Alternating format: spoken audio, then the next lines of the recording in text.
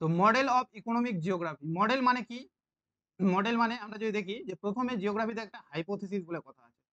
Hypothesis মানে geography যেগুলোর সমাধান, ইনজামুল মাইকটা একটু অফ করে রাখ, আওয়াজ হচ্ছে। তো প্রথমে জিওগ্রাফি যেগুলোর কনসেপ্ট মানে সায়েন্টিফিক্যালি দিতে পারে না, সেগুলো অনুমানের উপর ভিত্তি করে দেয়, যাদেরকে আমরা হাইপোথিসিস বলি। যেমন নেবুলার হাইপোথিসিস, গ্যাসিয়াস হাইপোথিসিস ইত্যাদি। এর পরের স্টেপ যেটা, সেটা হচ্ছে থিওরি। থিওরি মানে হচ্ছে যেখানে কিছু প্রমাণ থাকবে, পাশাপাশি কিছু সমালোচনাও থাকবে। যেমন বিগ ব্যাং থিওরি, তারপরে হচ্ছে কন্টিনেন্টাল ড্রিফট থিওরি, করেছি অন করেছি, কন্টিনেন্টাল ড্রিফট থিওরি ইত্যাদি ইত্যাদি। যেখানে সমালোচনাও থাকবে আর কিছু প্রমাণও থাকবে, কিন্তু হাইপোথিসিসের কোনো প্রমাণ নেই, এটা আইডিয়ার উপর। আর তারপরে একটা আছে ল। ল মানে যার কোনো সমালোচনা নেই, যেমন মধ্যাকর্ষণ শক্তি, তারপরে হচ্ছে বাইশ বেল্ট ল, এগুলোর কোনো সমালোচনা নেই, সুতরাং এগুলো হচ্ছে ল। এবার এই তিনটাকে বোঝানোর জন্য, অর্থাৎ হাইপোথিসিস, থিওরি আর ল বোঝানোর জন্য আমরা মানে ওরা যারা দিয়েছে এই কনসেপ্টগুলো, তারা কিছু ফর্মুলা ফর্মুলা বা কিছু ডায়াগ্রাম ইউজ করেছে। ঠিক আছে, ডায়াগ্রাম ইউজ করেছে, যাদেরকেই বলা হচ্ছে মডেল। বুঝা গেল? যাদেরকেই বলা হচ্ছে মডেল। তো ইকোনমিক জিওগ্রাফিতে এরকম কিছু মডেল রয়েছে, অর্থাৎ কিছু ডায়াগ্রাম রয়েছে বা কিছু হচ্ছে সূত্র রয়েছে, যেগুলো আমাদের পড়তে হবে। একটা আছে ভন থুনেন মডেল, যেটা খুব ইম্পর্টেন্ট। দ্বিতীয় আছে ক্রপ কম্বিনেশন, এটাও খুব important. Crop intensity, crop concentration, crop diversification, agricultural productivity, agricultural efficiency আর এগ্রিকালচারাল প্যাটার্ন। এই কয়েকটা জিনিস আছে। তবে যত আমরা ধীরে ধীরে নিচের দিকে যাব, তত ইম্পর্টেন্স কমবে। হ্যাঁ, প্রথম দিকের গুলো বেশি ইম্পর্টেন্ট। তো আমরা ভন থুনেনের মডেলটা দিয়ে শুরু করি। তো ভন থুনেন কি করেছিল, যে একটা শহর থেকে যত আমরা বাইরের দিকে যাই, তত কিভাবে কৃষির উৎপাদনটা চেঞ্জ হয়ে যায়, সেটাই তার তত্ত্বে ব্যাখ্যা করার চেষ্টা করেছিল। তো এটা মূলত 1826 সালে দ্য আইসোলেটেড স্টেট একটা বইতে তিনি দিয়েছিলেন। আইসোলেটেড স্টেট শব্দের অর্থ হচ্ছে নিঃসঙ্গ শহর। অর্থাৎ তিনি যে সময় এই থিওরিটা দিয়েছিল 1826 সালে, সেই সময় বড় বড় শহরগুলোই কেবলমাত্র ছিল, তার আশেপাশে কোনো শহর ছিল না। অর্থাৎ একটা শহর তখন একা অবস্থান করতো নিঃসঙ্গ ভাবে। এই জন্য ওই শহরটাকে তিনি আইসোলেটেড স্টেট বলেছেন, আর তার বইটারও নাম এটা। হ্যাঁ, তো তার এই তত্ত্বটা মূলত প্র্যাকটিক্যাল এক্সপিরিয়েন্সের উপর তিনি দিয়েছিলেন রোস্টবে থাকাকালীন, মানে জার্মানির রোস্টবে। প্র্যাকটিক্যাল এক্সপিরিয়েন্স মানে তিনি নিজেই এগুলা অভিজ্ঞতা লাভ করেছিলেন, তিনি নিজেও একজন কৃষক ছিলেন, এরকম একটা ব্যাপার। তার থিওরিটা concentric ring theory of agriculture land use নামেও পরিচিত। ঠিক আছে, তো তার মেইন কনসেপ্টই হচ্ছে এটা, যে একটা শহর থেকে, এই যে মেইন একা নিঃসঙ্গ একটা শহর, এই শহরের পাশে কি ধরনের জমি গড়ে উঠবে বা ফসল চাষ করা হয়, তারপরে কি ধরনের ফসল, তারপরে কি ধরনের ফসল, এই সমস্ত কনসেপ্টগুলো কিন্তু তার থিওরিতে দেওয়া আছে, অনেকটা কনসেন্ট্রিক জোন থিওরির মতো। তো এখানে তিনি অ্যাজাম্পশন করেছেন যেগুলা থেকে কোশ্চেন আসে। একটা হচ্ছে আইসোলেটেড স্টেট, মানে হচ্ছে নিঃসঙ্গ শহর। নিঃসঙ্গ শহর কথার অর্থ আমি আগেই বললাম, যে তখনকার দিনে বড় বড় শহরগুলো একা একা অবস্থান করত, সেটাকে তিনি আইসোলেটেড স্টেট বলেছেন। তারপরে হচ্ছে city has full market of surplus product, অর্থাৎ যেগুলো উদ্বৃত্ত ফসল হয়, অতিরিক্ত যেগুলো ফসল হয়, সেই ফসলগুলো বিক্রি করার জন্য একমাত্র সেই নিঃসঙ্গ শহরই ছিল, আর আশেপাশে কোনো শহর ছিল না। Same price level for same crop, অর্থাৎ সমস্ত ক্রপের, সেটা যদি ধান হয় তাহলে ধানের মূল্য সব জায়গায় সমান হবে, কে কত দূর থেকে নিয়ে আসছে সেটার উপর বিবেচ্য নয়। মানলাম কেউ চৌরাস্তা থেকে নিয়ে গেল ধানটা চৌরাস্তাতেই, আবার কেউ প্রতিরাজ থেকে নিয়ে আসলো, কিন্তু তার ধান দূর থেকে নিয়ে আসে, তার দাম বেশি, ওরকম নয়। সবার দাম সমান হবে, ওটাই বলেছেন। আইসোট্রপিক সারফেস, অর্থাৎ অঞ্চলটার সোয়েল, ক্লাইমেট, টোপোগ্রাফি সব সমান হবে। আর তিনি বলেছেন যে কৃষকরা হচ্ছে ইকোনমিক ম্যান। ইকোনমিক ম্যান মানে বলতে, এর আগে আমি বলেছিলাম অ্যাডাম স্মিথ যে শব্দটা ব্যবহার করেছিলেন। ইকোনমিক ম্যান তাদের বলা হয় যারা যে কাজটা করে সেই কাজ সম্পর্কে যাদের নিখুঁত আইডিয়া থাকে, তাদেরকে বলা হয় ইকোনমিক ম্যান। যেমন অমর্ত্য সেন। তারপর there is a single mode of transportation. তিনি তখনকার দিনে কেবলমাত্র একটাই ট্রান্সপোর্টেশন ছিল, সেটা হয় ওয়াটার ওয়ে মানে জলপথ, আর না হলে কার ট্র্যাক।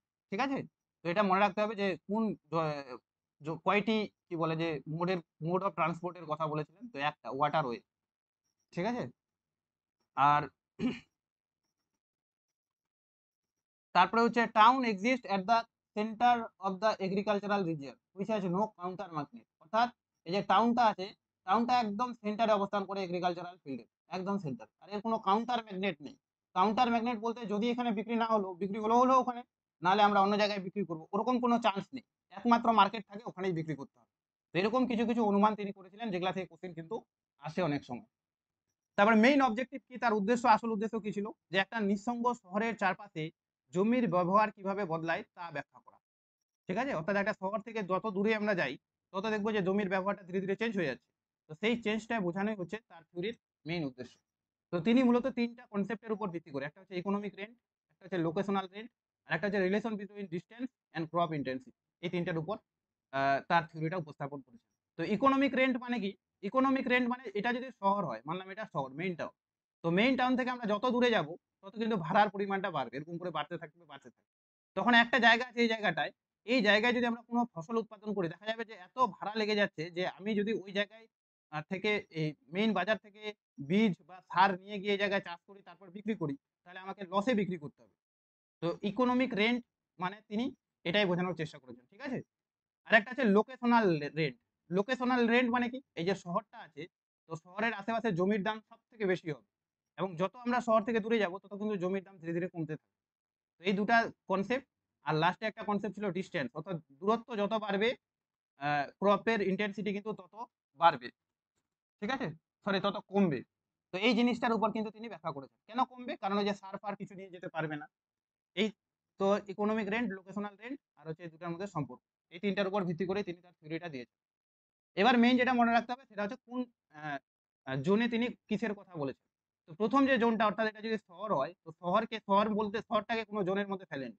শহরকে কেন্দ্র করে যেটা থাকবে সেটা থাকবে হচ্ছে মিল্ক প্রোডাকশন হবে। মিল্ক প্রোডাকশন আর মার্কেট গার্ডেনিং। মার্কেট গার্ডেনিং কথার অর্থ হচ্ছে বাজার কেন্দ্রিক উদ্যান কৃষি, অর্থাৎ শাক সবজি ফুল ফল এগুলা চাষ হবে। যেগুলো পচনশীল, অর্থাৎ যে জিনিসগুলো পচনশীল সেই জিনিসগুলো কিন্তু শহরের আশেপাশে চাষ হবে। কারণ এগুলো যদি শহরের দূরে চাষ করা হয় তাহলে শহরে আনতে আনতে কিন্তু সেগুলো নষ্ট হয়ে যেতে পারে। এই জন্য তিনি বলেছেন যে এই প্রোডাকশন গুলো কিন্তু শহরের আশেপাশে চাষ হবে। তারপরে একে কেন্দ্র করে, অর্থাৎ তারপরে যে দ্বিতীয় রিংটা, সেই দ্বিতীয় রিংয়ে তিনি বলেছিলেন যে এখানে লাম্বারিং। লাম্বারিং মানে এখানে কাঠ উৎপাদন হবে, কাঠ। কাঠের কথা এই জন্য বলেছেন যে তখনকার দিনে যখন দেওয়া, তখন কিন্তু এরকম গ্যাস বা এরকম ওই যে ইলেকট্রনিক কি বলে না, রান্না করে যে কুকার নাকি, ওগুলো কিন্তু তখন ছিল না। তখন কিন্তু সবাই কাঠের জ্বালানি দিয়ে রান্না করত। তো ওই জন্য বড় শহরকে চাহিদা দেওয়ার জন্য তার আশেপাশে কাঠ চাষ করত। কিন্তু বর্তমান দিকে একটা কোশ্চিন আসছিল যে এই কনসেপ্ট গুলোর মধ্যে বর্তমান দিনে কোন কনসেপ্টের গুরুত্ব কমে গেছে। তো বলতে হবে লাম্বারিংটা, কারণ এখন আমরা শহরের আশেপাশে কোনো অত বড় বড় বাগান দেখতে পাই না। বাগান কেটে সব শহর করে দিয়েছে। তো এটা আমাদের মনে রাখতে হবে। এই লাম্বারিং প্রোডাকশন তখন হয়তো ছিল, কিন্তু এখন আর শহরের আশেপাশে এটা দেখা যায় না। Grain crops with no fallow land. ৩ number যে জোনটা, এখানে হচ্ছে বিভিন্ন ধরনের শস্য চাষ করা হয়। কিন্তু আর কোনো জমি ফাঁকা রাখা হয় না। কোনো জমি কিন্তু পতিত থাকে না এই জায়গায়। তারপরেও শস্য চাষ করা হয়, কিন্তু এখানে 14% এর মতো জমি ফাঁকা থাকে। ঠিক আছে? এগুলো আমাদের মনে রাখতে হবে যে ১ নাম্বার জোনটা হচ্ছে পচনশীল, ২ নাম্বার জোনটা হচ্ছে কাঠ, তৃতীয় হচ্ছে ক্রপ মানে শস্য, চতুর্থটাও শস্য কিন্তু কিছু জমি ফাঁকা থাকে। আর যেটা ৫ নাম্বার রিং, অর্থাৎ এর পরে যে রিংটা, সেটা কিন্তু 3 ফিল্ড সিস্টেম, অর্থাৎ এখানে খালি একটা জিনিস নয়, ৩টা জিনিস চাষ করা হয়। একটা তো হচ্ছে ৩ ভাগের ১ ভাগ হচ্ছে ফসল চাষ করা হবে, ৩ ভাগের ১ ভাগ হচ্ছে পশু চরানো হবে, মানে পশুদের জন্য ফাঁকা রাখা হবে। পশুদের মানে আরকি পশুপালন করা হবে। আর ৩ ভাগের ১ ভাগ জমি পতিত রাখা হবে। তাহলে 1/3 তিনি বলেছিলেন, কিন্তু কোনটাকে? 5th যে জোনটা সেটা। আর লাস্টে হচ্ছে একদম সবার শেষে, যেখানে জমির দাম অনেক কম হলেও, যেখানে যাতায়াত ব্যবস্থা ওখান থেকে যদি শহরে যাওয়া যায় বা আসা যায় অনেক বেশি, সেখানে কোনো ফসল চাষ করা হয় না। সেখানে শুধুমাত্র গবাদি পশু পালন করা হয় বা পশুপালন করা হয়। তাহলে আমরা কি দেখলাম? এটা মনে রাখার একটা উপায় এরকম আছে যে শহরের পর এরকম, শহরের পর দুধ, ঠিক আছে? তারপরে দুধের পরে কাঠ, কাঠ হবে। কাঠের পরে ধান, ধান মানে ওই যে শস্য হবে। ধানের পরে আবার ধান, সাথে কিছু ফাঁকা জমি। তারপরে হচ্ছে থ্রি ফিল্ড সিস্টেম। আর লাস্টে হচ্ছে গরু। গরুটা আমি এই জন্য লিখলাম কারণ এই যে রেঞ্চিং মানে তো গবাদি পশু পালনকেই বোঝায়। তাহলে ধান কাঠ, ধান ধান, তারপরে হচ্ছে থ্রি ফিল্ড গরু। এরকম করে মনে রাখতে হবে, কারণ এগুলো পরপর সাজাতে দেয়। এই কনসেপ্ট গুলো মনে রাখলে কিন্তু পরপর হয়ে যাবে। তো এখানে আমি যদি বলি পচনশীল পদার্থ, তাহলে সেটা কিন্তু শহরের পাশে। আর থ্রি ফিল্ড সিস্টেমটা কিন্তু ৫ নাম্বার। আর হচ্ছে লাম্বারিংটা কিন্তু ২য় নাম্বার, অর্থাৎ পচনশীল পদার্থকে ঘিরে অবস্থান। এটাই ছিল তার কনসেপ্ট। ঠিক আছে? আর কিছু নাই। এই যে এখানে ছবিটা দিয়েছি আমি কালো কালারের, এটা হচ্ছে সিটি। তারপরে এই যে কালো কালারকে ঘিরে যেটা আছে ওটা হচ্ছে মার্কেট গার্ডেনিং, অর্থাৎ হচ্ছে ওই যে বাজার কেন্দ্রিক উদ্যান কৃষি, তারপরে দুধ উৎপাদন এগুলো। সবুজটা হচ্ছে ফায়ারউড মানে কাঠ আর কি, বিশেষ করে। তারপরে যেটা আছে ওটা হচ্ছে গ্রেইন ক্রপ, তারপরটাও গ্রেইন ক্রপ 14% ফ্যালো ল্যান্ড, তারপরে থ্রি ফিল্ড সিস্টেম, আর লাস্ট হচ্ছে লাইভ স্টক ফার্মিং বা রেঞ্চিং। ঠিক আছে? অর্থাৎ গ্রেজিং করা হয়, খালি পশু চারণ করা হয়, কোনো ফসল উৎপাদন করা হয়। এবার পরবর্তীকালে তিনি তার থিওরিটার কিছু পরিমার্জন করেছেন, যেখান থেকেও কিন্তু অনেক সময় কোশ্চেন জিজ্ঞেস করে যে মডিফিকেশন কি মডিফিকেশন তিনি তার থিওরিতে করেছিলেন। তো কয়েকটা যেগুলো আমি বোল্ড করে দিচ্ছি সেগুলো ইম্পর্টেন্ট। একটা হচ্ছে নেভিজেবল রিভার, অর্থাৎ এতক্ষণ পর্যন্ত গোল করে আলোচনা করলো, কিন্তু এখন তিনি একটা নদীর কথা বলেন যে যদি একটা নদী শহরের সঙ্গে বাইরের দিকে এরকম করে কানেক্ট থাকে, তাহলে শহরটা তখন বৃত্তাকার না হয়ে ইলংগেটেড হয়ে যাবে। এখানে কিন্তু ওটা লেখা আছে ইলংগেটেড হয়ে যাবে, মানে লম্বা হয়ে যাবে বাজারটা। তো দ্বিতীয় ক্ষেত্রে তিনি বললেন যদি শহরের সঙ্গে যুক্ত একটা নদী বাইরের দিকে বেরিয়ে যায় বা শহরের পাশ দিয়ে যায়, তাহলে শহরটা কিন্তু অনেক সময় বৃত্তাকার না হয়ে ইলংগেটেড হয়ে যায়। ঠিক আছে। আর এক্সটেনশন অফ জোন 2 বলতে এই যে জোন 2 যেটা আর কি, যেখানে হচ্ছে জোন 2 তে কি করা হলো জানো, জোন 2 তে হচ্ছে এই যে যেখানে কাঠ চাষ করা হতো আর কি, ঠিক আছে, লাম্বারিং। তো সেই জোনটা কিন্তু এরকম করে এক্সটেন্ড করে দিয়েছিলেন, যে যেহেতু নদী যদি থাকে তাহলে ওটা অনেক বড় হয়ে যাবে এরকম। তারপর আর সেরকম কিছু ইম্পর্টেন্ট নাই, এগুলা জিনিস মনে রাখতে হবে। আর একটা মনে রাখতে হবে নিউমেরাস স্মল টাউন, যেহেতু ছোট ছোট স্মলটা নেই যে এখানে একটা ছোট টাউন এখানে একটা ছোট টাউন গড়ে উঠবে, এরকম যদি হয় পরবর্তীকালে। এবং এই কারণে কিন্তু হবে ইন্টারমিক্সিং অফ প্রোডাকশন, অর্থাৎ আগে যিনি যেভাবে বলছিলেন যে শহরকে কেন্দ্র করে প্রথমে পচনশীল পদার্থ, তারপরে কাঠ শিল্প, তারপরে ধান, এখন আর ওরকম হবে না, যেহেতু অনেক জায়গায় ছোট ছোট ছোট শিল্প গড়ে উঠবে, এই শহর গড়ে উঠবে, সেহেতু সেই ছোট শহরগুলোকে কেন্দ্র করে ইন্টারমিক্সিং হবে, যে কোনো জায়গায় যা কিছু উৎপাদিত হচ্ছে এরকম হয়।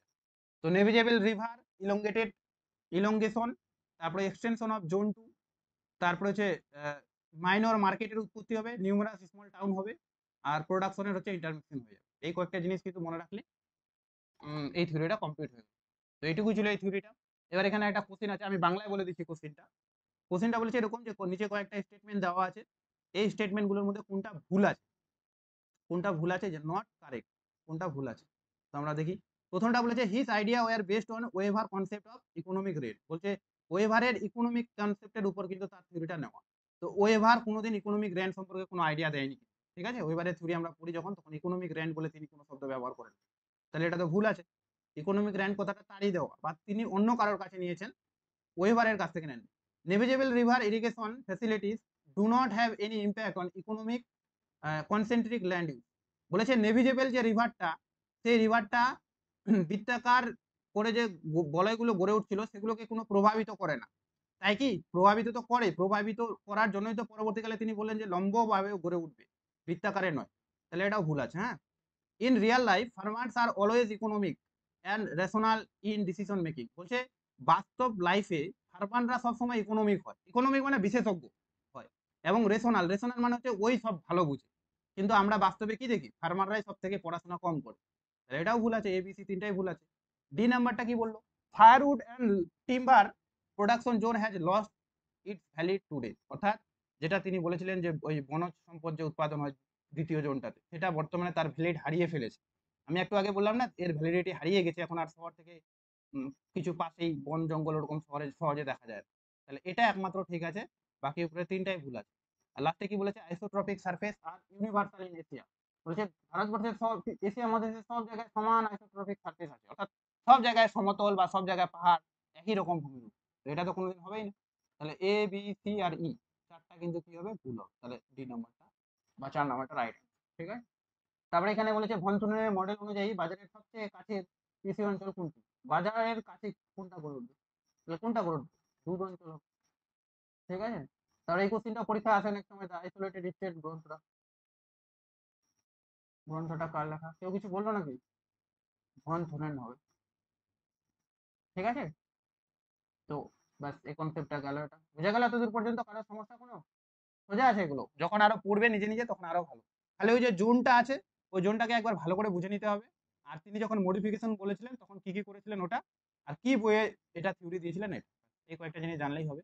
আর যারা 9-10 এর জন্য তাদের জোনটা আর বইটার নাম ব্যাস এইটুকু জানলেই হবে। এবার চলে আসবো আমরা নেক্সট কনসেপ্ট, যেটার নাম হচ্ছে ক্রপ কম্বিনেশন, যার বাংলা অর্থ হচ্ছে শস্য সমন্বয়। তো শস্য সমন্বয় জিনিসটা কি, তো আমি যদি সিম্পল কথায় বলি শস্য সমন্বয় কি, তাহলে আমরা এর আগে পড়েছিলাম এক ফসলীয় জমি, দো ফসলীয় জমি, তিন ফসলীয় জমি। তো আমার একটা বা কোনো একটা কৃষকের একটা জমি আছে, এবার এই জমিতে এক ফসলীয় চাষ করলে ভালো হবে নাকি দো ফসলীয় নাকি তিন ফসলীয়, আমি কোনটা চাষ করলে মানে এক বছরে কয়টা ফসল চাষ করলে আমি সর্বাপেক্ষা লাভজনক হব, সেইটা বের করার নামই হচ্ছে ক্রপ কম্বিনেশন, বুঝা গেল। তো আমার জমিতে এক ফসলীয়, দু ফসলীয়, তিন ফসলীয় না বহু ফসলীয়, কোন শস্যের সমন্বয়টা, এই শস্যের সমাবেশটা সব থেকে ভালো হবে, সেটা বের করার নামই হচ্ছে ক্রপ কম্বিনেশন। যেমন এখানে আমি বলেছি যে আমি আমার জমিতে কি চাষ করবো, কোন চাষ করলে ভালো হয়, মনোক্রপ, তারপরে হচ্ছে ডুয়াল ক্রপ ইত্যাদি ইত্যাদি। তো আমার একটা সমস্যা, তখন আমি একটা কি মেথড চুজ করলাম, ক্রপ কম্বিনেশন মেথড চুজ করলাম, যে আমার জমিটার উপর প্রিভিয়াস ডেটা দেখে আগে আমি ক্রপ কম্বিনেশন বের করি, তারপরে আমি আমার প্রবলেম সলভ করে ফেললাম এবং আমি আমার অ্যান্সার পেয়ে গেলাম যে না এখানে 3 ক্রপ যদি আমি করি তাহলে সব থেকে লাভজনক। অনেকে মনে করে একটা জমিতে যত বেশি ফসল উৎপাদন করব তত লাভজনক, তত লাভজনক নাও হতে পারে। দেখা গেল যে 3-4 বার চাষ করার জন্য জমিটা ধীরে ধীরে উর্বরা শক্তি হ্রাস পেয়ে যাচ্ছে। তো সব থেকে যদি আমরা ক্রপ কম্বিনেশনের মাধ্যমে এটা বের করার চেষ্টা করি তাহলে অনেকটা অ্যাকুরেট রেজাল্ট দেয়। এবার এই ক্রপ কম্বিনেশন ধারণা কিন্তু অনেকে দিয়েছে, তবে সব থেকে ইম্পর্টেন্ট হচ্ছে যেটা জেসি ওয়েবার। এমনকি এটা পড়লেই খালি হয়ে যাবে, এই নামগুলো জাস্ট একবার করে আমরা জেনে নিব যে এরা ছাড়াও, জেসি ওয়েবার ছাড়াও আরো দুই রফিউল্লাহ, এনএডি, তারপরে হচ্ছে কপক, আর হচ্ছে ভাটিয়া, এরাও কয়েকজন দিয়েছে, ঠিক আছে। এমনকি এগুলো একবার সাজানো আসছিল পরীক্ষায়, যে পর পর সাজাও, কে আগে দিয়েছে কে পরে দিয়েছে, ওই কোশ্চেনটা আমি অ্যাড করে দিয়েছি, পরে আমি দেখাচ্ছি কোশ্চেন। এবার আমরা ওয়েবারের যে মেথডটা সেটাই ভালো করে বোঝার চেষ্টা করব, ঠিক আছে। তো এই ক্রপ কম্বিনেশন থেকে আমরা কি কি জানতে পারি, তো কোন বিশেষ শস্যের আধিপত্য নির্ণয় করা যায়, অর্থাৎ আমার রিজিয়নে এক ফসলীয়, দো ফসলীয়, তিন ফসলীয়, বহু ফসলীয় কোন শস্যের আধিপত্য রয়েছে সেটা কিন্তু আমরা খুব সহজে বুঝতে পারি। স্থানিক আধিপত্যের ক্রম নির্ণয়, আমি একটা অঞ্চলে ক্রম নির্ণয় করব যে এখানে দুই ফসলীয় ফসল চাষ করলে সব থেকে ভালো, তারপরে এক ফসলীয়, তারপরে বহু ফসলীয় বেশি লাভ, এরকম করে একটা ক্রম নির্ণয় করতে পারবো। ভূমি ব্যবহারের প্রকৃতি নির্ণয়, যে আমি আমার ভূমিটাকে কেমন ভাবে ব্যবহার করব সেটা একটা আইডিয়া পাওয়া যেতে পারে, যে এক ফসলীয় চাষ করলে তো আমার ভালো হচ্ছে, সুতরাং আমি এক ফসলীয় করব, বাকি সময়টা ফেলে রাখবো। উপযোগী শস্যের আগাম ধারণা, এই যে আমি আগে থেকেই বুঝতে পারছি যে কোন ধরনের শস্য চাষ করলে ভালো হচ্ছে, সঠিক পরিকল্পনা গ্রহণ সম্ভবপর হয়, এবং এগুলোর জন্যই কিন্তু আমরা একটা সঠিক সিদ্ধান্তে আসতে পারি, এবং কৃষকরা কিন্তু সঠিক টেকনিক ইউজ করে তাদের মাঠে কিন্তু। পিপিটিটা তো শো হচ্ছে আমার মোবাইলে, তো নেট স্লো আছে, পরে দেখে নিবি এতে রেকর্ডিং। এবার আছে ওয়েভার মেথড। ওয়েভার মেথডটা সম্পর্কে এবার আমরা পড়ব। ওয়েভার মেথড 1964 সালে দিয়েছে ওয়েভার, জেসি ওয়েভার, আর তার also known as minimum deviation method বা স্ট্যান্ডার্ড ডেভিয়েশন মেথডও বলা হয়, কারণ তিনি তার থিওরিটা মেইনলি স্ট্যান্ডার্ড ডেভিয়েশনকে বেস্ট করেই দিয়েছে, ঠিক আছে। স্ট্যান্ডার্ড ডেভিয়েশন কার, ওয়েভারেরটা, যেটা 12 এর বইয়ে আছে ওটাই, এটাই ভালো করে বলে দিচ্ছে। তো ফর্মুলা আছে, ফর্মুলা হচ্ছে S equal to summation D square by N, formula থেকেও কোশ্চেন আসতে পারে। এটা অ্যাকচুয়ালি স্ট্যান্ডার্ড ডেভিয়েশনের সূত্র পুরোপুরি, আর কিছুই না। Summation D square by N, এটা স্ট্যান্ডার্ড ডেভিয়েশনের সূত্র, আর কিছু না। হ্যাঁ, তো এস মানে এখানে তিনি শর্ত সমন্বয়কে বুঝিয়েছেন, আর ডি ইকুয়াল টু হচ্ছে তাত্ত্বিক মান ও প্রকৃত মানের বিয়োগফল। তাত্ত্বিক মানটা কি, তাত্ত্বিক মানটা মানলাম আমি একটা ফসলে একটাই ফসল চাষ করেছি, তো আমি তখন তাত্ত্বিক মান ধরবো 100, আর প্রকৃত মান দেখা গেলো অ্যাকচুয়ালি আমার 48% ফসল ওখানে উৎপাদিত হয়েছে বা জমি ব্যবহৃত হচ্ছে, তাহলে 48টা হচ্ছে এখানে প্রকৃত মান। এবার দেখা আমি পরে বলছি আরো এগুলো। তো তাত্ত্বিক মান মানে হচ্ছে একটা ফসল চাষ করলে তার তাত্ত্বিক মান 100, দুটা ফসল চাষ করলে তার তাত্ত্বিক মান 50, তিনটা ফসল চাষ করলে তার 100/3 অর্থাৎ 33.3, চারটা করলে 100/4, কি হয়ে যায়? আচ্ছা, কিছু বলছে নাকি? আচ্ছা, অজয় দুটা আছে, শস্যের সংখ্যা, এন ইকুয়াল টু শস্যের সংখ্যা। তো এই সূত্রটা আমি নিচে আবার ভালো করে বুঝিয়ে দিচ্ছি। তো এটা থেকে একটা জিনিস মনে রাখতে হবে, যেহেতু স্ট্যান্ডার্ড ডেভিয়েশন কথার অর্থ হচ্ছে এটাই, প্র্যাকটিক্যাল পড়ানোর সময় করাবো যদিও, যে মানলাম আমার একটা ক্লাসে গড় রেজাল্ট ছাত্রদের বেরোলো 15 মধ্যে পরীক্ষা হয়েছে, দেখা গেলো গড় রেজাল্ট 10 বেরোলো। এবার একটা ছাত্র 9 পেয়েছে আর একটা ছাত্র 12 পেয়েছে, তাহলে একটা ছাত্র 10 পেয়েছে, 8 পেয়েছে একটা ছাত্র 12 পেয়েছে। তো আমার এই যে 8 পেলো, তো 10 থেকে -8 করে দিলে 2 হলো এখানকার ডেভিয়েশন, অর্থাৎ 2 আমি কম পেয়েছি। আর এ 12 আছে, তো 12 থেকে 10 বিয়োগ করলাম, 2 পেলাম, অর্থাৎ এ 2 বেশি পেয়েছে। তো এটাকেই বলা হয় ডেভিয়েশন। ডেভিয়েশন কথার হচ্ছে বিচ্যুতি। তো এটা মনে রাখতে হবে, ডেভিয়েশন যত কম হবে তত মানটা বেশি ভালো। যেমন আমি যদি এখানে এরকম হতো যে 10 আমার অ্যাকচুয়াল গড় রেজাল্ট, আর কেউ পেয়েছে 5 বা কেউ পেয়েছে 15, তো 15, তাহলে 10 হলো অ্যাকচুয়াল রেজাল্ট, কিন্তু একজন পেয়েছে 5, তাহলে কই গড় রেজাল্টটা মিললো। আবার কেউ 15 পেয়েছে কিন্তু গড় রেজাল্ট বেরিয়েছে 10, তাহলে তাও তো মিললো না। তো এটা মনে রাখতে হবে যে ডেভিয়েশনের ক্ষেত্রে মান যত ছোট হবে সবচেয়ে কম, সেটাই হবে আদর্শ শস্য সমন্বয় এলাকা। কারণ পরীক্ষায় দিয়ে দিতে পারে এরকম করে, যে একটা জমিতে এতগুলো ভ্যালু আছে, যে একটা শস্য সমন্বয় এত আছে, একটা এত আছে, একটা আছে, এত আছে, তাহলে কোন শস্য সমন্বয়টা সব থেকে ভালো হবে। তো যারা জানে না তারা বড় যে মানটা ওটাকেই বলে দিবে এটাই সঠিক অ্যান্সার। বড় মানটা কিন্তু সঠিক অ্যান্সার নয়, সব থেকে লোয়েস্ট মানটা সঠিক অ্যান্সার, কারণ এখানে আমরা স্ট্যান্ডার্ড ডেভিয়েশনের মাধ্যমে বের করেছি। তো আমি একটা অঙ্ক ক্যালকুলেশনটা এখানে বলে দেওয়ার চেষ্টা করি, সবাই যেহেতু আগে করেছে এটা, তো বলে হয়তো মনে পড়ে যাবে। তো ক্রপ কম্বিনেশন এরকম করে কোশ্চেন থাকে যে এর মধ্যে ক্রপ কম্বিনেশন বের করো। 5টা ক্রপ আছে, যে একটা জমির মধ্যে আমি কত ফসলীয় ফসল চাষ করলে আমি সব থেকে লাভবান হব। তো দিয়ে দিচ্ছে এরকম ধান, গম, মেজ, পাল, সুগার কেন, আর বলেছে 48%, 23%, এটা একটা ডেটা দিয়ে দিচ্ছে। এটা রেজাল্ট আমি পরে পাবো। এটা আমি কি করে বের করবো? যখন আমি মনো কালচার বা মনো ক্রপ বের করবো, অর্থাৎ একটা ফসল, তখন আমার তাত্ত্বিক মান হবে 100। আমি বললাম না একটা ফসল হলে 100 তাত্ত্বিক মান, আর অ্যাকচুয়াল মান হচ্ছে এই যে 48। তো 100 মাইনাস 48 স্কোয়ার ডিভাইডেড বাই 1 এই জন্য হলো কারণ একটা ফসল চাষ করা হয়েছে। এরকম করে একটা ভ্যালু পেলাম আমি 270.4। নেক্সট হচ্ছে যখন দুই ক্রপ করবো, দুই ক্রপ মানে হচ্ছে রাইস তো হবেই, পাশাপাশি তার নিচে যেটা আছে হুইট বা গম সেটাও হবে। তাহলে 50 মাইনাস 48, 48 মানে যে প্রথমটা রাইসের 48, আর প্লাস 50 মাইনাস 23, 23 মানে যে পরেরটা। এরকম করে আমি করব, করে আমার একটা ভ্যালু বেরোবে এরকম। এরকম করে প্রত্যেকটা বের করলাম। বের করার পর যে ভ্যালুটা সব থেকে কম আসবে, দেখা গেল 216, এটা তার মানে আমি বুঝলাম আচ্ছা এই জমিটাতে আমি যদি 3 ক্রপ কম্বিনেশন রাখি, অর্থাৎ প্রথমবার রাইস, তারপরে হুইট, তারপরে মেজ যদি চাষ করি, তাহলে আমি সব থেকে লাভবান হবো। তাহলে আমার জমিটার অত ক্ষতি হবে না, আর কৃষকটা যে আছে তার প্রচুর লাভ হবে। তো এটার নামই হচ্ছে ক্রপ কম্বিনেশন। তো 3 ক্রপ কম্বিনেশন এখানে হচ্ছে মোস্ট সুইটেবল, মানে সব থেকে আদর্শ। কারো কোনো সমস্যা আছে? বুঝা গেল কি কি বলতে চাইলাম? তো এখান থেকে একটা ডেটা দিতে পারে এরকম কিন্তু, যে একটা এলাকাতে, হ্যাঁ, হুম, আরেকবার। তো আমি আচ্ছা বলে দিচ্ছি আরেকবার, যদি সমস্যা হয় পরে ভিডিওটা দেখবি বারবার করে, তাহলে বুঝে যাবে। মানে এটাই বলতে চাইলাম যে যদি একটা ফসল চাষ করা হয় ওখানে তাত্ত্বিক মান 100 হবে, দুটা ফসল হলে তার মানে 100 ডিভাইডেড বাই 2 তাহলে 50 করে হবে, তিনটা ফসল হলে 33.3, এরকম মানে 100 কে 3 দিয়ে ভাগ করলাম। এবার আমি যখন একটা ফসল নিব তখন 100 মাইনাস এই যে এরিয়াটা রেজাল্ট অ্যাকচুয়াল ওটা করবো, করে নিয়ে ওটার স্কোয়ার বের করবো, ডিভাইডেড বাই 1 করবো, তারপরে যে একটা ভ্যালু চলে আসবে। এগুলা অঙ্ক ক্যালকুলেশন করতে দিবে না, জাস্ট বুঝাচ্ছি ব্যাপারটা। তারপর যখন দুটা ফসল নিব, দুটা ফসল মানে 100 কে তাহলে 2 দিয়ে ভাগ করলাম, 50 হলো।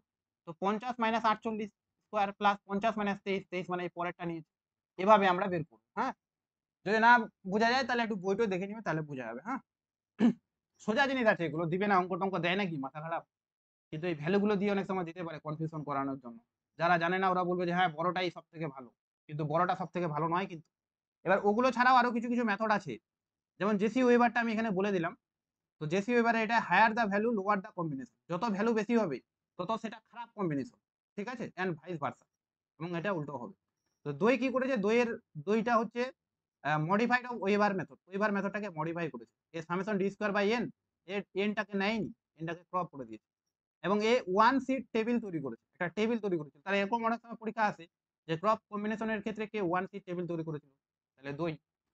দই হচ্ছে টেবিলে টেবিলে বসে খাই, এরকম করে মনে রাখি, দই টেবিলে বসে খাই, সুতরাং ওয়ান সিট টেবিল দিয়েছে দই। Higher the value higher the percentage, এ আবার উল্টা বলে দিল, ভ্যালু যত বেশি আসবে সেই কম্বিনেশনটা ভালো।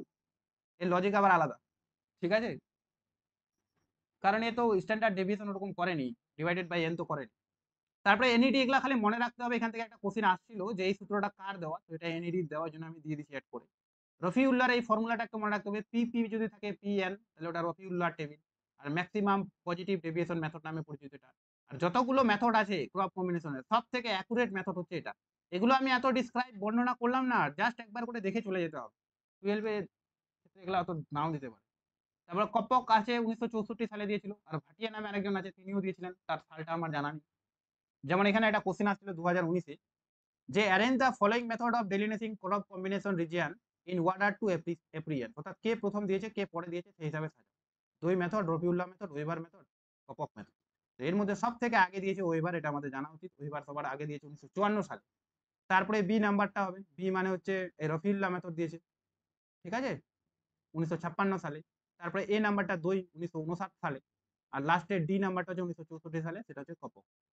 তো এইভাবে এটা কোশ্চেন অ্যান্সার করতে হবে, এরকম করে দেওয়ার জন্য এটা দিয়েছি। আর একটা কোশ্চেন যেমন আসছিল যে Y by Y N into 2/2n plus হবে এখানে এই ডিভাইডেড বাই টি/tn। তো এখানে অনেক বলেছে যে পি মানে এটা বোঝায়, ওয়াই মানে এটা বোঝায়। অ্যাকচুয়ালি লাস্টে জিজ্ঞেস করেছে যে এই ফর্মুলাটা কে দিয়েছে। তো এই ফর্মুলাটা কে দিয়েছে আমরা দেখে নিয়েছি, ওয়াই বাই ওয়াই এন টি/tn মাইনাস আছে এখানে, ঠিক আছে, মাইনাস। তো এটা কে দিয়েছিল, তাহলে এটা দিয়েছিল এনইডি। তো এই জন্য আমি এনইডিটা ওখানে অ্যাড করে দিয়েছি, ঠিক আছে। এই কোশ্চেনটা একবার পরীক্ষা আসছিল। তো এত কোশ্চেন দিতেও পারে, আমি যেহেতু পড়ানোর সময় কোশ্চেনগুলো পেলাম। এর পরের দিন থেকে আমি প্রতিদিন এরকম করে কিছু কিছু কোশ্চেনও দিয়ে দেবো সাথে সাথে, যাতে কনসেপ্টটা আরো বেশি ভালো বোঝা যায় যে কোথা থেকে কোশ্চেন আসছে। হ্যাঁ, যদি পারি। নেক্সট একটা কনসেপ্ট আসবে যেটা নাম হচ্ছে ক্রপ কনসেন্ট্রেশন, যার বাংলা অর্থ হচ্ছে শস্য প্রগাঢ়তা বা শস্য নিবিড়তা। শস্য প্রগাঢ়তা বা শস্য নিবিড়তা। তো শস্য নিবিড়তা কি? জমিতে যত বেশি মাত্রায় চাষের জন্য ব্যবহৃত হচ্ছে সাধারণভাবে তাকেই বোঝায়। মানলাম আমার একটা জমি আছে, আমার একটা জমিতে আমি একবার ফসল চাষ করলাম, একবার ফসল চাষ করে আমি 100 কুইন্টাল পেলাম। কিন্তু ওই জমিটাতে আরেকটা জমি আছে, সেম জমি, ওই জমিটাতে একটা মানুষ 3 বার ফসল চাষ করে 300 কুইন্টাল পেল। তাহলে আমরা বলতে পারবো এখানে ক্রপ কনসেন্ট্রেশন কার ভালো? যে 3 বার ফসল উৎপাদন করেছে তার ভালো। এটাকে বলা হয় ক্রপ কনসেন্ট্রেশন অ্যাকচুয়ালি লজিক্যালি দেখতে গেলে। তো প্রকৃত চাষের জমির সঙ্গে মোট চাষের জমির অনুপাতের শতাংশকে নিবিড়তা বলা হয়। যেমন ভারতের কৃষি প্রগাঢ়তা হচ্ছে 134.3। একটা ফর্মুলা আছে এটার, যে মোট চাষের জমি ডিভাইডেড বাই প্রকৃত চাষের জমি ইন্টু 100। তো এটাও ফর্মুলা দিতে পারে যে মোট চাষের জমিকে প্রকৃত চাষের জমি দিয়ে ভাগ করলে যে রেজাল্ট পাওয়া যায় তাকে কি বলে, বা এরকম করে কনসেপ্টটা ঘুরাই দিল, তো সেটাকে আমরা বলবো কি শস্য নিবিড়তা। মোট চাষের জমি মানে কি? মোট চাষের জমি মানে আমার 100 বিঘা জমি আছে, তো 100 হচ্ছে আমার মোট চাষের জমি। কিন্তু আমি এই 100 বিঘা জমিকে 3 বারে চাষ করলাম, তাহলে 100 ইন্টু 3 বার কাজে লাগালাম এক বছর, তার মানে আমার 300 বিঘা হয়ে গেল। এই 300 বিঘাটা হচ্ছে আমার প্রকৃত চাষের জমি, ঠিক আছে? সরি, মোট চাষের জমি হচ্ছে এই প্রকৃত চাষের জমি হচ্ছে 100, আর এই 300 হচ্ছে মোট চাষের জমি। এখানে লেখাও আছে যে কৃষকের যত বিঘা জমি আছে সেটাই হচ্ছে প্রকৃত চাষের জমি, ঠিক আছে? আর মোট চাষের জমি হচ্ছে কৃষক যত বিঘা জমি আছে ইন্টু বছরে যতগুলো ফসল ফলায়। মানলাম কৃষকের 100 বিঘা জমি আছে, তাহলে 3 বার ফসল ফলায়, তাহলে 300 হচ্ছে এটা মোট চাষের জমি। উল্টা বলে দিয়েছিলাম। তো এইভাবে দেওয়া আছে, এখানে একটা ফর্মুলাও দেওয়া আছে যে একজন কৃষক আছে, আচ্ছা এটা আমি বলছি না, একজন কৃষক আছে যে হচ্ছে 100 বিঘা জমিতে ফসল করেছে, এরকম মানে 190 কুইন্টাল করেছে, কিন্তু তার বাস্তবে 100 বিঘা জমি আছে, তাহলে 190%। এটা করে দেখে নিও, সবাই বুঝে যাবে, ঠিক আছে? Simple logic. বেশি বলতে গেলে আজকে অনেকগুলো টপিক পড়াবো, তো সমস্যা হয়ে যাবে আবার। তো আমরা কি দেখলাম ক্রপ কম্বিনেশনের ক্ষেত্রে? ক্রপ কম্বিনেশনের ক্ষেত্রে সবথেকে সুইটেবল আদর্শ কম্বিনেশন কোনটা সেটা বের করা হয়। ক্রপ কনসেন্ট্রেশনের ক্ষেত্রে মোট চাষের জমি ডিভাইডেড বাই প্রকৃত চাষের জমি, এটা বের করা হয়, ঠিক আছে? ক্রপ কনসেন্ট্রেশন এবার চলে আসবো। আচ্ছা, ক্রপ কনসেন্ট্রেশন তো এটাই ছিল, এটা আবার ক্রপ কনসেন্ট্রেশন ভুল করে দিচ্ছি নাকি? এটা হচ্ছে ক্রপ ইন্টেন্সিটি হবে, ভুল হয়ে গেছে, এটা আমি এডিটিং করে দিয়ে দেবো। ক্রপ ইন্টেন্সিটি, ঠিক আছে? অর্থাৎ শস্য কেন্দ্রীভবন। তো শস্য কেন্দ্রীভবন, শস্য কেন্দ্রীভবন মানে যেটা আমরা বুঝি যে একটা অঞ্চলের মধ্যে কোন শস্যটা সব থেকে কেন্দ্রীভবন আছে। যেমন ওখানে তো ক্রপ কম্বিনেশনের ক্ষেত্রে তো আমরা একটা দুটা তিনটা এরকম অনেক হতে পারে, কিন্তু এখানে জাস্ট একটা ফসলের কথা বলেছে। যদি আমি এরকম করে বের করি যে এ শস্য মানলাম ধান, বি নামে আর একটা শস্য আছে ওটা মানলাম গম, তো এ ক্রপের আলাদা কনসেন্ট্রেশন বের করবো, বি ক্রপের জন্য আলাদা সূত্র বের করবো, দিয়ে একটা মান পাবো, এখানে একটা মান পাবো। তারপরে আমরা বুঝবো আচ্ছা এই আমাদের এলাকাতে ধানের কনসেন্ট্রেশনটা বা ধানের ইন্টেন্সিটিটা বেশি আছে। তো এখানে এরকম সূত্রটা দেওয়া আছে, নির্দিষ্ট অঞ্চলে এ শস্যের এলাকা, এ মানে একটা যে কোনো শস্য হতে পারে, সেটা ধানও হতে পারে, গম হতে পারে, ওই অঞ্চলের সমস্ত শস্যের ক্ষেত্রফল ডিভাইডেড বাই, মানে যে যতগুলো ধানে যতগুলো জমি আছে ধান বাদ দিও বা এ শস্য বাদ দিও, যত জমি আছে সেটা দিয়ে ডিভাইড করব। নিচে এরকম সমগ্র এ শস্যের এলাকা, মানে আমাদের এই অঞ্চলে, পাশের অঞ্চলে, তার পাশের অঞ্চলে যতগুলো এ এলাকা আছে সমস্ত মানটা এখানে নিব, ডিভাইডেড বাই সমগ্র অঞ্চলের, এবার সমগ্র অঞ্চলের ফসল। এরকম করেই অ্যাকচুয়ালি আমরা শস্যের কেন্দ্রীভবন বের করি, ঠিক আছে? এটাও সেম ওরকমই, যে কৃষকের আদর্শ পরিবেশ যদি বিরাজ করে, মানে কৃষক যদি ঠিকঠাক করে সার ফার দেয়, তাহলে কিন্তু তার ইন্টেন্সিটিটা বেশি ভালো হবে। যেমনটা আগেরটা বললাম আমরা ক্রপ কনসেন্ট্রেশন, ঠিক আছে? তো ক্রপ কনসেন্ট্রেশন আর ক্রপ ইন্টেন্সিটি আশা করি এই সূত্রটা থেকে বোঝা গেছে, সূত্রগুলো তুলেও অনেক সময় দিতে পারে। ক্রপ কম্বিনেশনটাই পরীক্ষা দেয়, এগুলো তো দেয় না, তা আমি অ্যাড করে দিলাম যেহেতু ওগুলো 12 আছে। এবার আছে ক্রপ ডাইভার্সিফিকেশন মানে কি? এগুলার বাংলা মিনিং গুলো, মানে শস্য বৈচিত্র্যতা এর মানে হচ্ছে বাংলা মানে। তো ক্রপ ডাইভার্সিফিকেশন মানে হচ্ছে যখন আমি আমার জমির মধ্যে একটা নতুন টেকনিক ইউজ করব। মানলাম আমি আমার জমিতে বা আমাদের এই এলাকাতে কোনোদিন ভুট্টা লাগাইনি, কথার কথা, ভুট্টা লাগাইনি। যেমন কলকাতার দিকে যদি কোনোদিন চা চাষ করে কেউ দেখে, যে আমরা কলকাতার জমিতেও চা চাষ করে ট্রাই করে দেখি তো যে চা চাষ হচ্ছে কিনা, তাহলে সেই ব্যাপারটাকে বলা হচ্ছে ক্রপ ডাইভার্সিফিকেশন। ক্রপটা একটু ডাইভার্ট করে দিলাম, যেটা আমরা করছিলাম তার থেকে একটু আলাদা কিছু করলাম। তাহলে adding new crop or cropping technique two agricultural production is known as crop diversification. অর্থাৎ কোনো একটা জমিতে বা কোনো একটা এলাকাতে অন্য ধরনের কোনো টেকনিক বা অন্য ধরনের কোনো ফসল যোগ করার নামই হচ্ছে ক্রপ ডাইভার্সিফিকেশন। তারপরে চলে আসবো আমরা ক্রপ প্রোডাক্টিভিটি। সবগুলো একসঙ্গে বলছি যেন গোলমাল লাগতে পারে, কিন্তু পরের নোটটা ভালো করে পড়লে সব ক্লিয়ার হয়ে যাবে, সোজা জিনিস আছে। ক্রপ প্রোডাক্টিভিটিটা কি জিনিস? ক্রপ প্রোডাক্টিভিটির সঙ্গে আরেকটা টার্ম আছে যেটা হচ্ছে ক্রপ এফিসিয়েন্সি। তো আমি আগে একটা উদাহরণ দেখিয়ে বোঝার চেষ্টা করি। মানলাম দুইজন কৃষক আছে, তো প্রথম জন 100 বিঘা জমিতে 100 টাকা খরচ করে 150 কেজি ধান উৎপাদন করে। আর দ্বিতীয় জন 100 বিঘা জমি তারও আছে, কিন্তু সে মাত্র 50 টাকা খরচ করে 150 কেজি ধান উৎপাদন করে। বোঝা গেল? অর্থাৎ সে কম খরচ করলো। তাহলে এক্ষেত্রে যদি আমরা বলি যে দুটা জমির মধ্যে কার প্রোডাক্টিভিটি ভালো, তো প্রোডাক্টিভিটি বলতে অ্যাকচুয়ালি বোঝায় যে কতটা পেলাম আমরা, লাস্ট ফলটা খালি বলো, তাহলে রেজাল্টটা বলো। তো এখানেও 150 পেয়েছি, এখানেও 150 পেয়েছি, অর্থাৎ প্রোডাক্টিভিটি দুইটা ব্যক্তিরই সমান। তাহলে প্রোডাক্টিভিটি বলতে কি বোঝালো, যে জমিতে কতটা উৎপাদন হচ্ছে ব্যাস সেটা বলে দাও, ব্যাস হলো। কিন্তু আমরা যদি এফিসিয়েন্সি দেখি, তাহলে এফিসিয়েন্সি শব্দের অর্থ হচ্ছে লাভ, কতটা আমার লাভ হলো। তাহলে আমি যদি বলি যে দুজন ব্যক্তিরই তো সমান উৎপাদন করলো, কিন্তু লাভ কার বেশি হলো, তো লাভ আমরা দেখলাম যে দ্বিতীয় ব্যক্তি যে তার কিন্তু বেশি লাভ হলো, কারণ তিনি কম টাকা ইনভেস্ট করেছিলেন। তাহলে বলবো যে দ্বিতীয় ব্যক্তি বেশি লাভ করলো প্রথম ব্যক্তির থেকে। তো এটাকে বলা হয় এগ্রিকালচারাল এফিসিয়েন্সি। তো এগ্রিকালচারাল প্রোডাক্টিভিটি আর এগ্রিকালচারাল এফিসিয়েন্সি এই দুটাও করে রাখতে হবে। কিন্তু এখান থেকে যে কোশ্চেনটা আসে, যে জন্য এটা পড়ালাম, সেটা হচ্ছে ক্যান্ডেল র্যাঙ্ক কোরিলেশন মেথড। এগুলা কিন্তু আগে প্র্যাকটিক্যালে ছিল না অনার্সের ক্ষেত্রে, এগুলা কিন্তু নতুন এখন অ্যাড করেছে। পরীক্ষা দিলে দিতেও পারে, বলা যায় না, অলরেডি নেট পরীক্ষা আসছে এগুলা কোশ্চেন, এই যে আসছিল। তো ক্যান্ডেল র্যাঙ্ক কোরিলেশন মেথড কার সঙ্গে জড়িত, জাস্ট এটাই কোশ্চেন হতে পারে। তো Kendall rank correlation method actually agricultural এফিসিয়েন্সির সঙ্গে জড়িত। তো এখানে যদি এগ্রিকালচারাল এফিসিয়েন্সি অপশন না থেকে এগ্রিকালচারাল প্রোডাক্টিভিটি থাকতো, তাহলে কিন্তু সেটা অপশন হতো। কারণ এর দ্বারা এগ্রিকালচারাল এফিসিয়েন্সি বের করা যেমন যায়, প্রোডাক্টিভিটিও বের করা যায়। কারণ এফিসিয়েন্সি বের করলে অ্যাকচুয়ালি আমরা প্রোডাক্টিভিটি বের করছি, প্রোডাক্টিভিটি থেকেই তো এফিসিয়েন্সি বের করি। এই হলো ব্যাপার। Agricultural efficiency rank deviation method, যেটা কার দেওয়া, ক্যান্ডেল নামক একজন জিওগ্রাফারের দেওয়া, KENDL। ক্যান্ডেল মেথডটা কার দেওয়া, তাহলে এটা মনে রাখতে হবে। এগ্রিকালচার এফিসিয়েন্সি মানে আমি কৃষিতে কতটা লাভ পেলাম। এবার কোশ্চেন ঘাটতে ঘাটতে আর একটা কোশ্চেন পেলাম, এটা যেটা এর আগের দিন পড়েছিলাম, এটা আজকের সাথে সম্পর্ক নয়। বলেছে which are the type of coffee, এর মধ্যে কোনটা কফির টাইপ নয়। কি বলেছে, which of the following R type of, আচ্ছা কোনটা কফির টাইপ। লাইবেরিও আছে, আরাবিও আছে, রোবাস্টা আছে, দার্জিলিং আছে, ওলং আছে। তাহলে কি হবে, দার্জিলিং কি হবে, দার্জিলিং তো চা, ওলংটাও তো এক ধরনের চা। তাহলে উপরে তিনটা হবে, লাইবেরিও, আরাবিয়া আর রোবাস্টা। তাহলে ABC অ্যান্সার। ঠিক আছে। এবার লাস্ট আর একটা টপিক আছে, সিম্পল টপিক, যেটা নাম হচ্ছে এগ্রিকালচারাল প্যাটার্ন। তো এটা কিন্তু ডিরেক্টলি ওরকম করে কোনো ইয়ে নয় আর কি, মডেল নয়, কিন্তু তাও মডেলের সঙ্গে রিলেটেড একটা টার্ম, যেটা অনেক কিছু কনসেপ্ট ক্লিয়ার করে দেবে সবার। ঠিক আছে, ওই জন্য এটা পড়তে হবে। তো ক্রপিং প্যাটার্ন মানে হচ্ছে শস্যের ধাঁচ। একটা জমিতে আমরা কিভাবে শস্যটা চাষ করছি, ঠিক আছে, সেটাকে আবার ক্রপিং প্যাটার্ন হচ্ছে আবার মনোক্রপিং, মিক্সড ক্রপিং, ইন্টারক্রপিং আর ক্রপ রোটেশন, এরকম 4টা প্রকার আছে। তো মনোক্রপিং মানে কি, মনোক্রপিং মানে বছরে একটা জমিতে একটাই ফসল চাষ করি যদি, সেটা মনোক্রপিং হলো বা সিঙ্গেল ক্রপিং হলো। মিক্সড ক্রপিং কি, মিক্সড ক্রপিং হচ্ছে আমরা একই সাথে জমিতে একাধিক ফসল যদি পাশাপাশি চাষ করি, সেটা হলো মিক্সড ক্রপিং। এখানে কয়েকজন একটা টার্মের সঙ্গে বলে দেয়, মিক্সড ক্রপিং আলাদা, মিক্সড ফার্মিং আলাদা। ঠিক আছে, মিক্সড ফার্মিং আমরা যেটা মিশ্র কৃষি পড়ে থাকি বাংলা বইগুলোতে, সেটা কিন্তু মিক্সড ফার্মিং। ওখানে কিন্তু শস্য উৎপাদন আর পশুপালন একসঙ্গে করা হয়। কিন্তু মিক্সড ক্রপিং এর ক্ষেত্রে পশুপালনের কোনো ব্যাপার আসবে না। যদি আমরা কোনো জমিতে পাশাপাশি অনেকগুলো ফসলের চাষ করি, তাহলে তাকে আমরা মিক্সড ক্রপিং বলে থাকবো। বোঝা গেল।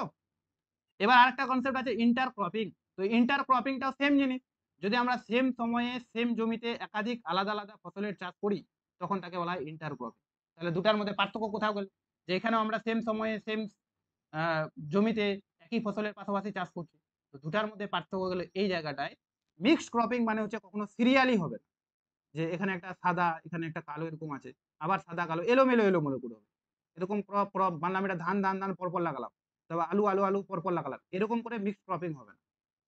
এটা মিক্সচার থাকবে, ধান আলু আবার এখানে লাগাই দিলাম, আবার এলোমেলো এলোমেলো করে ছড়ানো ছিটানো যদি থাকে, সেটা হলো মিক্সড ক্রপিং। কিন্তু যদি এরকম একটা সিরিয়ালি লাইন মেনটেন করে, যে ধান তো ধানই, তারপরে আরেকটা, তারপরে আরেকটা, তারপরে আরেকটা, তাহলে সেটাকে বলবো আমরা ইন্টারক্রপিং। তো এটা লেখা আছে এখানে, একসঙ্গে একটি সময়ে, মানে একটা নির্দিষ্ট সময়ে বিভিন্ন ফসলের চাষ। আর একসঙ্গে একটি সময় না লেখে একটি জমিতে লিখতে হতো, জমিতে বিভিন্ন ফসলের সারিবদ্ধ চাষ, এইটাই তাদের মধ্যে পার্থক্য। সারিবদ্ধভাবে চাষ করলে তাকে ইন্টারক্রপিং বলে, সারিবদ্ধভাবে চাষ না করে এলোমেলো বিক্ষিপ্তভাবে চাষ করলে মিক্সড ক্রপিং। আমরা আমাদের আশেপাশে যেগুলো দেখি সেটা মিক্সড ক্রপিং। ইন্টারক্রপিং অ্যাকচুয়ালি বিদেশের দেশগুলোতে হয়, ওরকম আমরা লাইন টেনে সেরকম ফসল এদিকে লাগাই না। ইন্টারক্রপিং আবার 4 প্রকারের আছে, একটা নাম হচ্ছে রো ক্রপিং, একটা নাম হচ্ছে স্ট্রিপ ক্রপিং, একটা নাম হচ্ছে রিলে ক্রপিং, একটা নাম হচ্ছে এলে ক্রপিং। তো রো আমি এটা এখানে দেখা দিচ্ছি। রো ক্রপিং মানে এরকম, মানলাম এটা এক্স ফসল, এটা ওয়াই, এটা নিয়ে না আমার ইউটিউবে একটা ভিডিও দেওয়া আছে, যেটাতে অনেকে খুব ভালো ভালো কমেন্ট করেছে। যদি কেউ আরো ডিটেলসে বুঝতে চাও, তাহলে আমার ইউটিউবে গিয়ে এগ্রিকালচারাল জিওগ্রাফি বলে একটা ফোল্ডার আছে, আছে প্লে লিস্ট আছে, ওখানে এই টপিকটা আরো ভালো করে ডিটেলসে দেওয়া আছে। যদি আমার মনে হয় না অত ডিটেলসে জানা উচিত, এগুলো থেকে আদৌ কোশ্চেন আসবে কিনা, জাস্ট আমি কিছু কিছু ওই যে মিক্সড ক্রপিং, মিক্সড ফার্মিং, এগুলো যাতে গোলমাল না লাগে ওই জন্য করা দিলাম। তো এক্স ওয়াই, আবার এক্স, আবার ওয়াই, আবার এক্স, আবার ওয়াই, তার মানে আমরা কি বুঝলাম, দুটা ফসল আছে, একটা ফসল প্রথমে চাষ করলাম, তারপরে আর একটা ফসল, তারপর তৃতীয় ফসলটা আবার, তারপর তৃতীয় ফসলটা নয়, সেকেন্ড ফসলটা আবার, তারপরে এটা, তারপরে এটা, এরকম মানে পাশাপাশি একটা লাইন পর পর যদি চাষ করি তো সেটাকে বলবো রো ক্রপিং। এখানে ফসলগুলো পাশাপাশি হবে। কিন্তু যদি এরকম করে কেউ চাষ করে যে একটা ফসল প্রথমে লাগালাম, এরকম করে মানলাম একটা কিছু আছে, আখ আছে, তো আর একটা আখের লাইন লাগালাম, বা আরো দুটা আখের লাইন হলো, তারপরে একটা অন্য ফসল ওয়াই, ওয়াইয়ের ফসলটা আবার পরপর এরকম দুইটা বা তিনটা লাইন পরপর লাগালাম, তারপরে আবার নেক্সট যেটা আগে চাষ করছিলাম সেটা আসবে। তো এইভাবে যদি একটু গ্যাপ দিয়ে দিয়ে চাষ করি, দীর্ঘ গ্যাপে গ্যাপে যদি চাষ করি, তাহলে সেটাকে বলা হয় স্ট্রিপ ফার্মিং, ক্রপিং ফার্মিং হবে না। হচ্ছে রেলে ক্রপিং কোনটা? রেলে ক্রপিং হচ্ছে একটি শস্য কাটার পূর্বে, এটা একটু অন্যরকম, ছবিটা দেখে বোঝা যাবে না এখানে। মানলাম এটা আমার শস্য আছে, তো এই শস্যটা যখন পাকবে, যে কিছুদিন পর আমি দেখা গেল 15 দিন পর এই ফসলটা কাটতে হবে আমাকে, তার আগেই তার পাশে লাইন বরাবর একটা অন্য ফসল লাগাই দেবে, সেটা সেই ফসলটাও হতে পারে, অন্য যে কোনো ফসলও হতে পারে। এক কথায় জমিতে কখনোই ফসলহীন থাকবে না, সেই বিষয়টাকে বলা আছে কি রেলে ক্রপ। রেলে ক্রপিং মানে হচ্ছে পাশাপাশি জমিতে চাষ করবো ঠিকই, কিন্তু পাশে যদি কোনো ফসল পেকে যায়, তাহলে সেটা কাটার পূর্বেই অন্য আরেকটা ফসল তার পাশে লাগিয়ে দিব। আর লাস্টে আছে এলে ক্রপিং। এলে ক্রপিং মানে এরকম বড় বড় গাছ থাকে, বড় বড় গাছ থাকবে, তার পাশে যে ছায়া প্রিয় উদ্ভিদগুলো চাষ করা হয়, সেই ধরনের এটাকে বলা হয় এলে ক্রপ। আর ক্রপ রোটেশন তো আমরা সবাই জানি, যে একটা জমিতে বিভিন্ন সময়ে যদি বিভিন্ন ফসলের চাষ করে থাকি, সেটাকে বলা হয় ক্রপ রোটেশন। ক্রপ রোটেশন থেকে কোশ্চেন এরকম আসে যে জমির উর্বরা শক্তি মানে বজায় রাখার জন্য নিম্নোক্তি কোনটা সব থেকে বেশি কার্যকরী হবে, তাহলে সেটা হচ্ছে ক্রপ রোটেশন হবে। এটা এর আগের দিন আমি বলেছিলাম। এটা 1 ইয়ার রোটেশন হতে পারে, 2 ইয়ার, 3 ইয়ার। 1 ইয়ার মানে 1 বছরের মধ্যেই বিভিন্ন ফসল চাষ করলাম। 2 ইয়ার মানে 2 বছর ধরে, 2 বছর পর আবার ওই ফসলটা আসবে। 3 ইয়ার মানে 3 বছর পর আবার ওই ফসলটা আসবে। তো এটা এরকম করেই কিন্তু এটা করা হয়। তো এতগুলোই ছিল ইয়ের মডেল, কি বলে যে ইকোনমিক জিওগ্রাফির মডেল, ঠিক আছে? তো এগুলো লিস্টে আমি আবার আগে দিয়ে দিয়েছি প্রথম দিকে, যাতে বুঝতে সুবিধা হয় যে কি কি আমরা পড়লাম। এই যে ভন থুনেন পড়লাম, crop combination, crop intensity, crop concentration, crop diversification, agricultural productivity, agricultural efficiency, agricultural. যদি কারো কোনো বুঝতে অসুবিধা হয় তো কেউ ভিডিওটা দেখে নিয়েও পড়ে, তাহলেই কিন্তু বোঝা যাবে, আর নালে নোটটা পড়লেও বোঝা যাবে। যেহেতু আমাদের কাছে সময় স্বল্প না, ওই জন্য একটু তাড়াতাড়ি